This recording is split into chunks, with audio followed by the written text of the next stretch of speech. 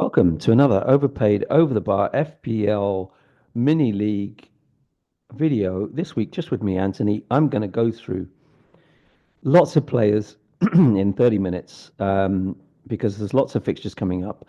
There's a Friday night deadline tonight, 6:30 p.m. this evening for the Leicester versus Brentford fixture, and then there's another round of fixtures next week in the middle of the week. So it's all happening. There will be cup fixtures the following weekend. So next weekend, after this one, there's no FPL. I mean, there's no Premier League fixtures. But first of all, let's have a quick roundup. And I'm saying quick because it's like there's a lot to cover, but I don't really want to go through everything that went on during this double game week we've just had because that's a video in itself, really.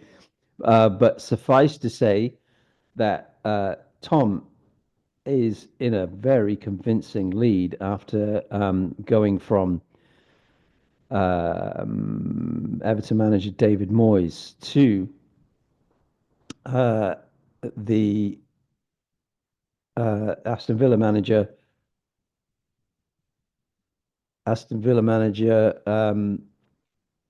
Unai Emery. Sorry for the pauses. I was trying to share the screen and not quite working it out as usual. So Tom is top of the table now by 50 something points over Piers, nearly 60 points. I am chasing him even more than ever. So it's 80. I'm 80 points behind him.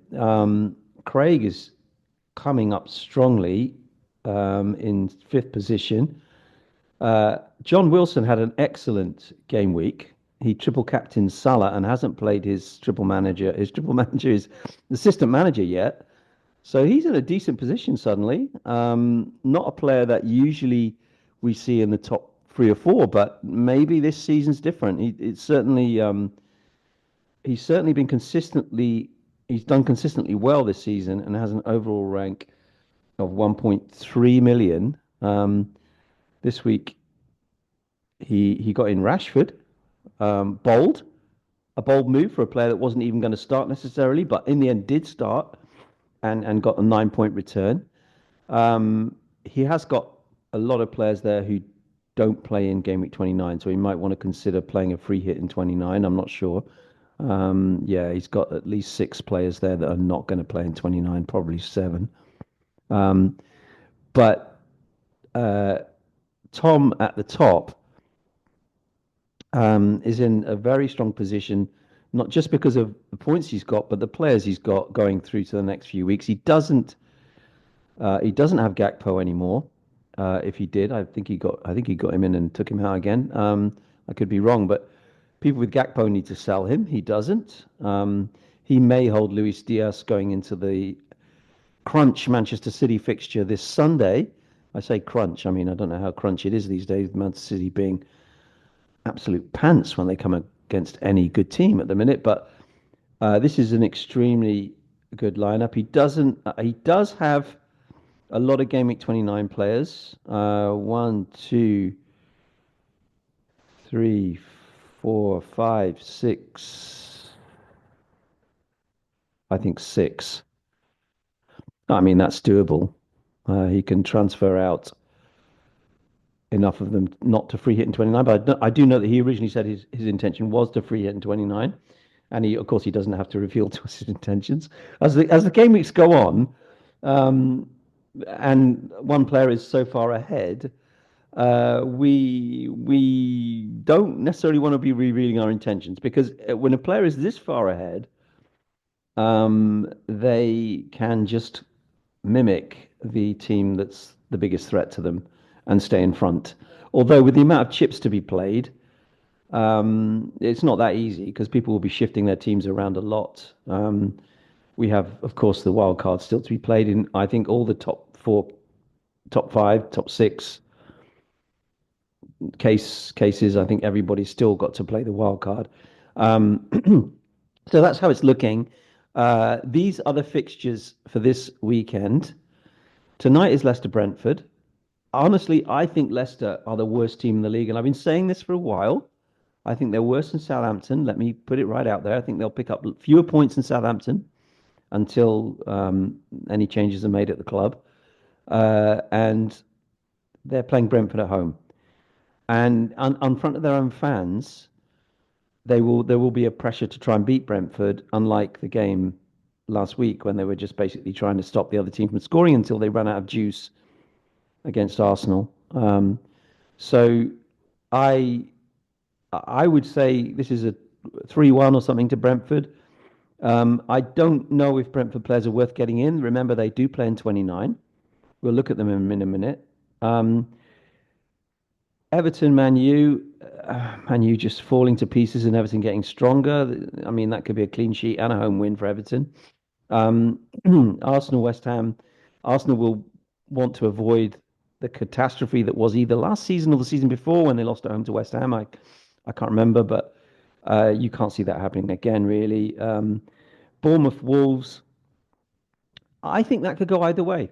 I honestly do. I think Bournemouth prefer playing teams that come at them, and Wolves have attacking threat. So I'll go for 1-1 on that or 2-2. Fulham Palace. I don't see why people are getting Glasner in as assistant manager for this week. I don't think Crystal Palace will get a draw even at Fulham. I think Fulham will beat them. I've watched Palace in recent weeks and I don't rate them. They have great players, but they don't have a great team right now. Ipswich Spurs. Spurs are coming good. Their defense is getting back together. They have the goalie back. This will be a great game. I think this will be the pick of the 3 o'clock kickoffs in terms of a football match. I will be watching this one with a side eye on Arsenal, West Ham, or Bournemouth Wolves. Aston Villa, Chelsea at 5:30. I would say uh, it's difficult to tell with Chelsea. You never know what you're going to get with Chelsea. I mean, they've been off form. Nkunku will not be off form forever. He is a very good player. Don't listen to the. I'm reading some rubbish about him this week. I mean, he's a very, very good football player.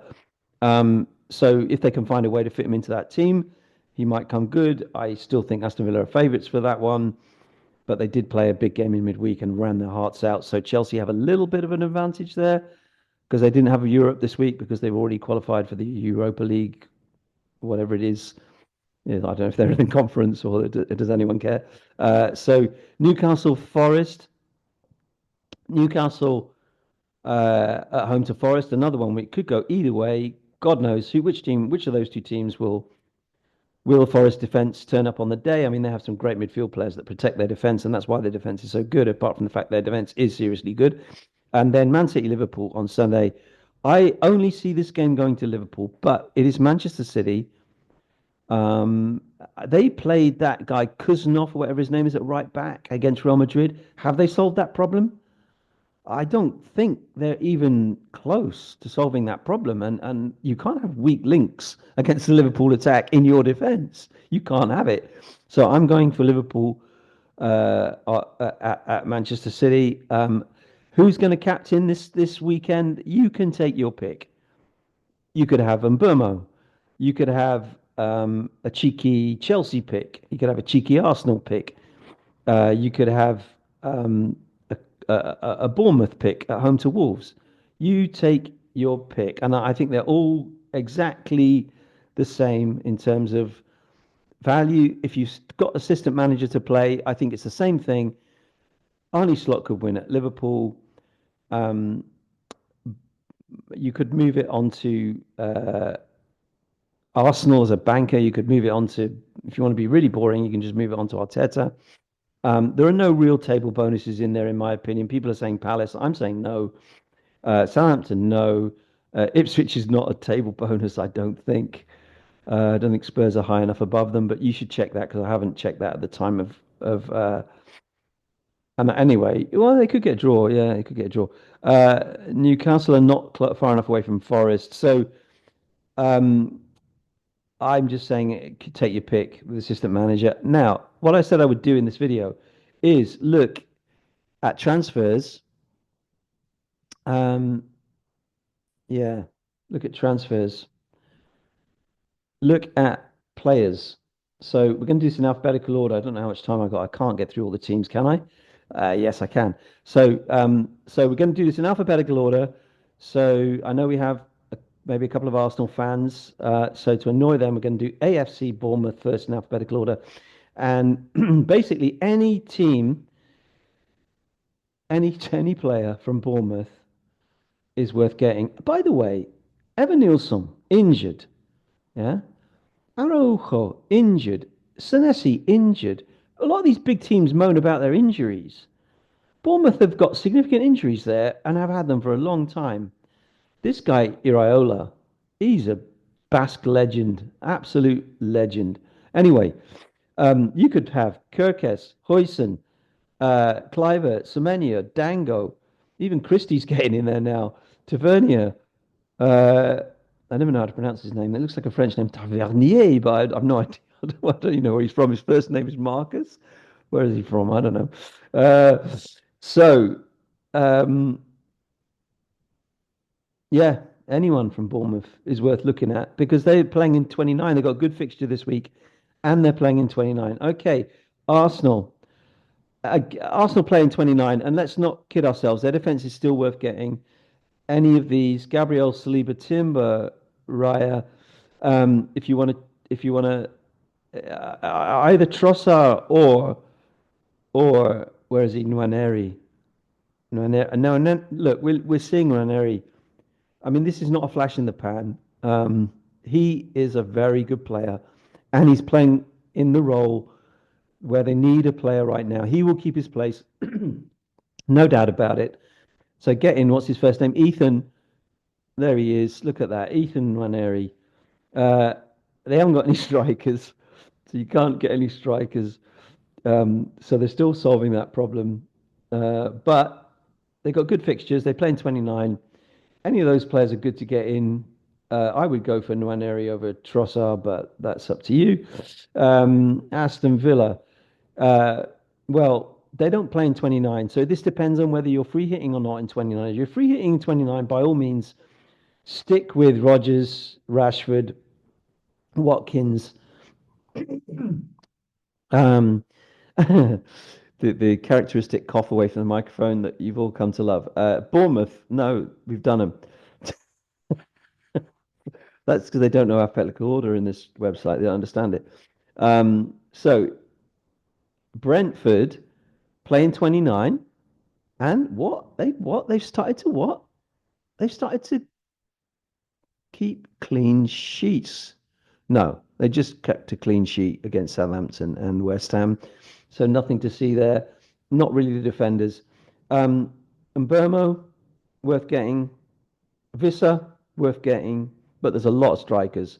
Um, then, Brightonians. Now, this is a weird football team.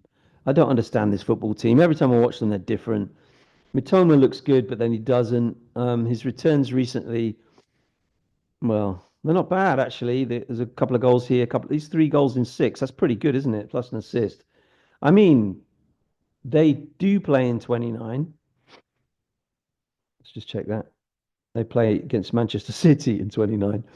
But they have Southampton at home, Bournemouth, Southampton away, Bournemouth at home, Fulham at home, maybe Brighton. There's a lot of players out there though, and Joao Pedro is proving a liability for his owners. His XG, his expected goals is the same as Chris Wood. It's exactly the same as Chris Wood. He he scored 5.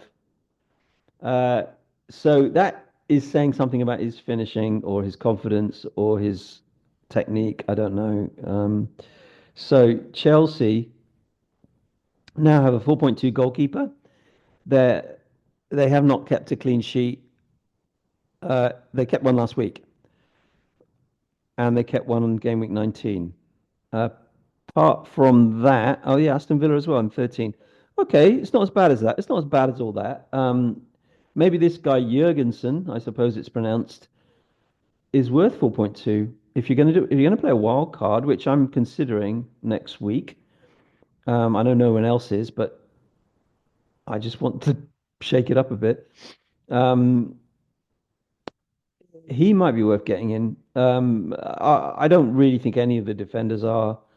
I mean, if Reece James plays more than 4 games consecutively, starts. I mean, look at these minutes. He's not getting a full game even at the minute, so not worth it.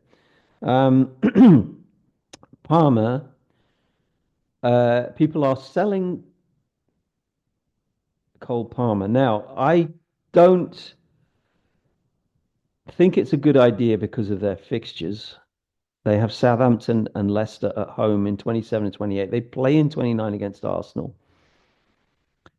However, if you've already sold him, you made quite a good. No, I know none of us probably have, but people who sold him a couple of weeks ago have done well out of it. Um, I don't know. Let's see. Um, Jackson's injured until when? 2nd of April. That's about 4 games. Um, and Kunku is currently playing. They still have a bit of a issue with their flanks now because Madueke is injured. Oh, I didn't know that. Okay, so Sancho and Neto will be first choice here on the wings, presumably. He played. See, Sancho's getting taken off. His minutes are decreasing. He was getting starts here and playing almost the whole game, and now, I mean, no one's going to be buying Sancho. I shouldn't be wasting my time talking about him. So let's move on to. I find it interesting, Jadon Sancho. I think he's a very interesting player. I mean, anyway, so I have Henderson. I'm going to get rid of him before 29 because I'm not free hitting. Gay may be worth the money for Crystal Palace. This is all about whether you're free hitting in 29. Palace playing 29. Don't buy if you're not free hitting in 29. Ismail Sarr has proved not worth it. Mateta is scoring almost. Look at this. Look at he scored every single game. No, I was looking at his. He scored 3 goals in 2 games, 5 goals in 5 games, 6, 7, and 7 here for Jean-Philippe Mateta.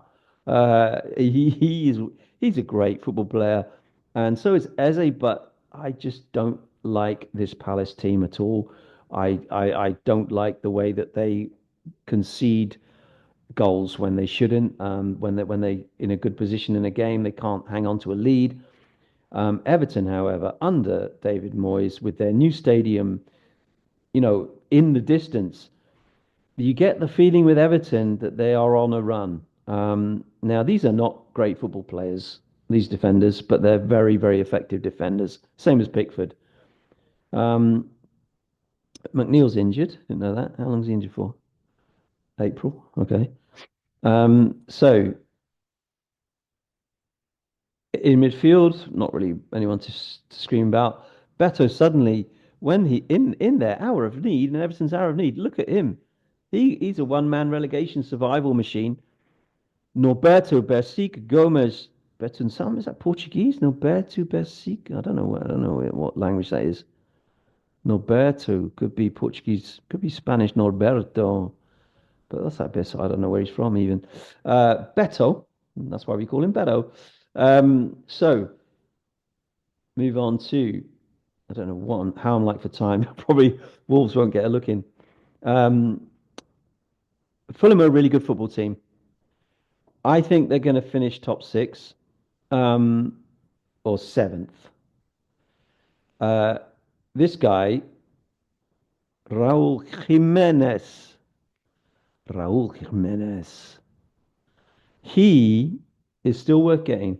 And if you have him, well done. I sold him. Well done. Um, Traore, even Traore is looking a bit lively. Oh, he always looks lively, to be fair. That's one thing he always looks. Um, and Iwobi, of course, is probably outperformed his previous seasons here by quite a way. Um, look, we can't be spending the video looking at Iwobi's history. This is like what somebody else said the other day. You're muttering about Iwobi. Right. So, Robinson Keep. Um, I don't think any of the other players, despite my love for Fulham, apart from Raul, are worth getting in. So go to Ipswich. Now, Ipswich score goals. They have scored goals this season. I think they've scored more goals than I shouldn't be giving stats I'm not sure about. They've scored goals. And Hutchinson's coming good. Look, Hutchinson's a really good player. He got an assist, not much else. And Delap is a wonderful football player and should not be playing for Ipswich Town and won't be playing for Ipswich Town next season. I'm sure of that. But I wouldn't get him in. That's my personal opinion. Leicester City, rubbish. I've got nothing against Leicester. Don't get me wrong. I like them as a football club. Don't read anything into that. I just think they are rubbish. Liverpool. Now they don't play in 29, so this is a real tricky one. They've got a difficult fixture this week. Lots of people will be selling Cody Gakpo. Lots of people will be selling Cody Gakpo, and probably getting in either Marmoush or Cunha or Raul Jimenez. Well, let's see. Um, Apart from that, if you're not free hitting in 29, I don't know if Luis Diaz is worth because as soon as Gakpo comes back, and we really don't know that he's completely knackered, right? Diaz's position is under threat, so I don't think Diaz is a good move long term. However, I mean it's Liverpool. Liverpool score a lot of goals. If you got him, don't sell him this week for sure. So Manchester City. I mean, who'd have thought it at the start of this season that we'd be sitting here looking at them like, what are you like, Manchester City? Uh, Savini's worth it, 6.2. They've got decent fixtures after this week. Actually, they don't. That's a lie. They have Spurs away and Forest away. They're not easy fixtures. These three fixtures for Manchester City are going to be very interesting. They're bogey team Spurs and Forest defense. This is going to be very interesting. I can't wait to watch these games, all three of them. Um, Brilliant. Long term, though, I think you could look at Savinho, uh, and you could. I mean, if you've got Guardiola, good choice. Um, and Marmoush is a gamble, I think. I know he's just scored a hat trick, which is mental against a good team, Newcastle, but I don't. I would go for other strikers personally. Giving away what I'm going to do, that's wrong. Man United, rubbish. Um, the only good asset was Ahmad. He's gone. Bruno's playing too deep now. Um, Garnacho is worth a look at 5.9. Apart from that, absolute rubbish. Uh, Newcastle United. Oh, Dubravka's back in goal for them. Is that at 4.3? That's another cheap keeper. Cheapy keepy. You could have a cheapy keepy one and two with a if you were short of money up front, if you wanted to get back in Haaland for 29 or something and play a wild card, you could have Dubravka and Jurgensen and be spending 8.5 on both your goalkeepers. Anyway, none of these are worth getting in my opinion, the defenders. I think Newcastle's defense are being found out big time, and I don't think they're good enough. I think Dan Burn is just being played way long past his sell by date. I don't get that. Sven Botman's injured, but he could play. So Botman could help. But really, they're not good in defence at the minute. Gordon is a great price, but they don't play in 29. So if you're not free hitting in 29, sell. Isaac, keep, but they're not playing in 29. You're justified selling if you're not free hitting in 29. I know I keep saying that, but that's what it's all about right now. Have Forest gone off the boil? Their last three fixtures, a 5-0 defeat, 7-0 win, and a 2-1 defeat against mid-table teams. I don't know. I don't know. They've got Man City, as we said, in a couple of weeks. This weekend they've got Newcastle away. I wouldn't be getting in if you don't have. I wouldn't sell if you have. Obviously, Chris would, and any of the defenders or goalkeeper. I would keep Southampton. Don't bother. None of they can't win games, they can't score goals. I do think they'll pick up the odd point here and there because they've got quite a good structure to their team. And they got players like, where is he? I love this player. What's his name? Oh, he's got a different name here to on the to when he plays. Is it Kamaldeen? Suleimana, that's what he's got on his back when he plays that. This guy, he's brilliant. Um, yeah, he's good. But Southampton, no. Okay. Spursy Wursy. Vicario back in goal. Good keeper. Pedro Porras quietly doing better again now. 666 in his last three games. Not a bad player to have, but 5.4, so maybe not a priority. Jed Spence. I love Jed Spence. I loved him when he was at Forest, and I couldn't understand why he never got a game for Spurs. And he's getting a game for Spurs. And what? Oh, he's getting clean sheets, three bonus points. And look, I don't want to say this. I do want to say this. He's good looking. Like, I like good looking football players. And this photo doesn't do him justice. He's a very good looking young man. And I think that's very important. Okay. Madison is one that you might want to think about here. He scored a goal against Man United. They play I wouldn't say great fixtures, but some interesting fixtures for Madison. Ipswich away, Man City at home, Bournemouth home. He is a cheeky punt. I think I never like him usually, but for some reason right now, I've got a Madison. I've got a Madison urge. This is all getting very kind of homoerotic at this point. Anyway, West Ham. Uh, Fabianski still in. Sorry, Areola has taken over from Fabianski. He is only 4.2. West Ham's defense is rubbish. Again, if you're playing a wild card, you could get two cheapy keepies, and Areola could be one of them, although he's hardly nailed, is he? Um, Apart from that, nah, no, sorry, West Ham. Bowen's always a threat. He's always a threat, but he's playing for a rubbish team, and the new manager is taking time because he's so different from the old one. I, I mean, he may eventually be a success. Graham Potter, that's how he's for French. That's how it's pronounced. So I wouldn't go West Ham at the moment. Oh, Paquetá's injured. Oh, expect about 10th of March. He's missing two games, but without him, they can't win games anyway. Yeah, so don't go West Ham. Um, don't go forever blowing bubbles. Wolves, I'm going to make it. I'm going to make it. I'm going to make it under the wire. I'm sure no one's listening anymore, but I've had a good time, at least in my own head, because I'm looking at these for the first time for my benefit anyway. Okay, Wolverhampton Wanderers. Um, Jose Sarr. Why was Johnston in goal for a while? Was Sarr injured, or did Johnston get injured? I suppose Sarr is the first choice.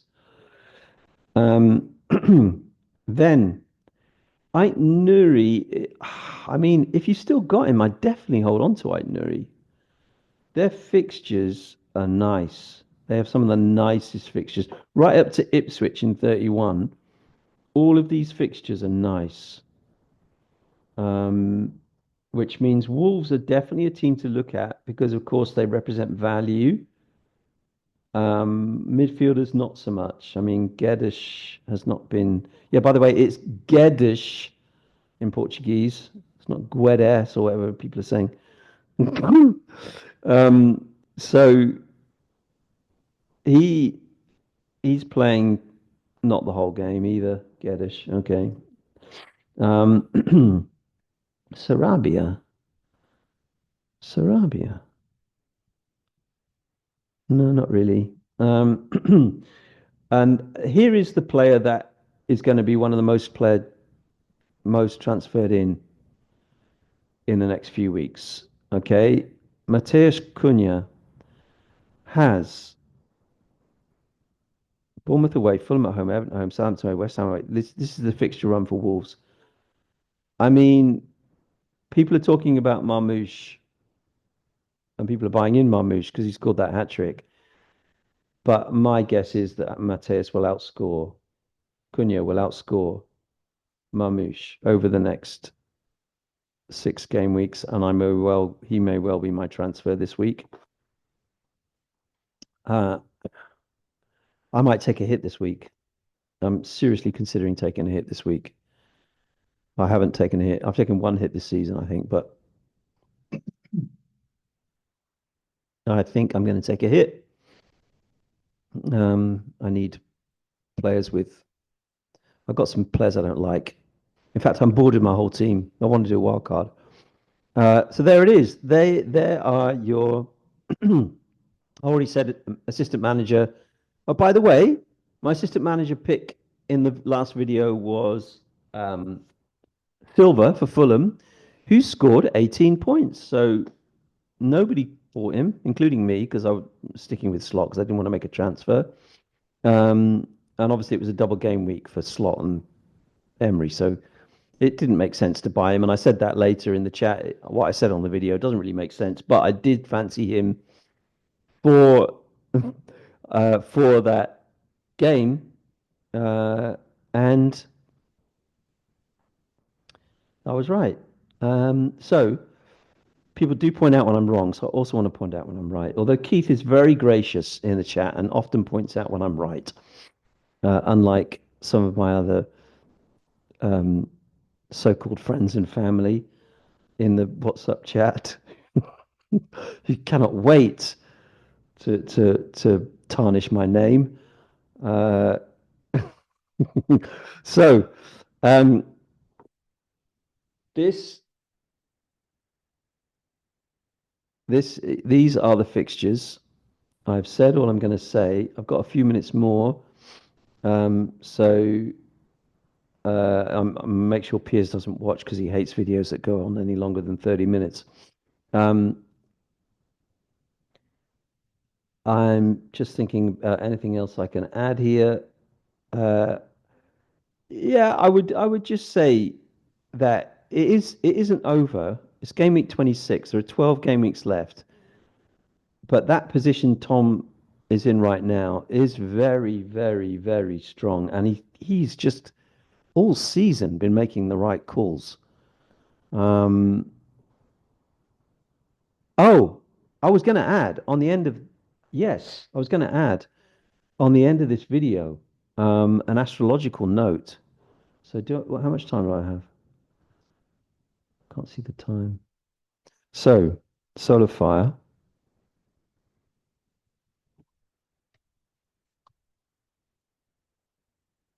What was it? Solar. There we go. So, I'm gonna stop share because I don't think you'll see that on the thing on it. And there we go. I'm going to add an astrological note on the end here. This is probably the most valuable part of the video. I'm putting it right on the end when people have stopped watching. Now, I'm going to show you something. You can see Mars here, and you see this R here, and this means retrograde. Mars goes retrograde every 2.5 years, something like that. And when it does, I always notice some big changes in form for particular players or club that kind of span the length of the Mars retrograde. One was Trent Alexander-Arnold when his worst spell of form was in a Mars retrograde when it was opposite his own sign of Libra in Aries about 4 years ago, probably 5, given that it's every 2.5 years. So this is in the sign of Cancer. Now, Haaland is a Cancerian, and when it came into Cancer and started slowing down before it went retrograde, that's when his form fell off. It's also opposite the sign of Capricorn, which is Guardiola's sign, his sun sign. And I do think that Manchester City and Haaland will benefit in a couple of weeks when Mars starts to go into direct motion in Cancer.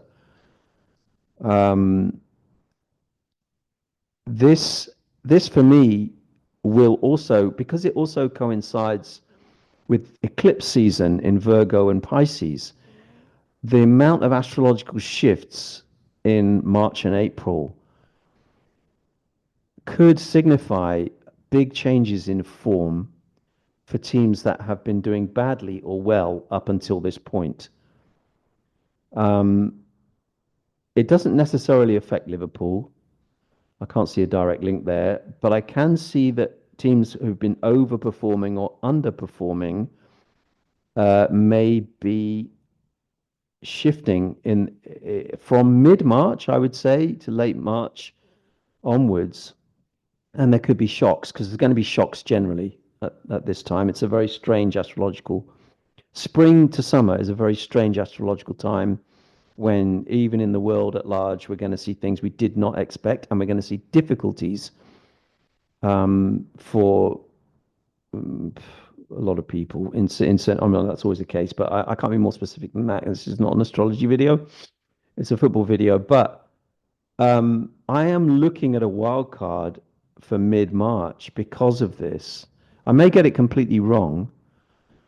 Um, I'm also looking at wild card for mid March because all the content creators are saying don't play your wild card in 32, 33, game week 32, 33.